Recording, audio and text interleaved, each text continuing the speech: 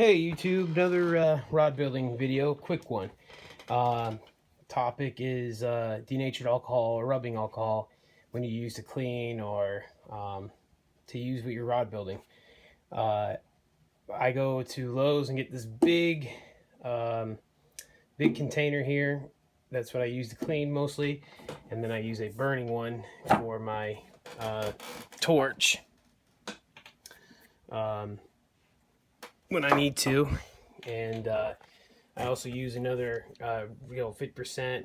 It's not as strong as what they recommend, but for quick cleanups it works just fine.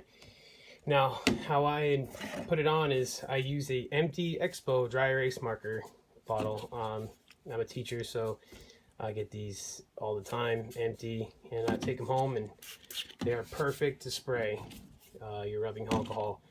They come in different style bottles, style brands. Most of them I use, if I buy it from the store, I will use it because there's just for basic cleanups like this one, because it's got some alcohol in it, but it's not recommended for rod building.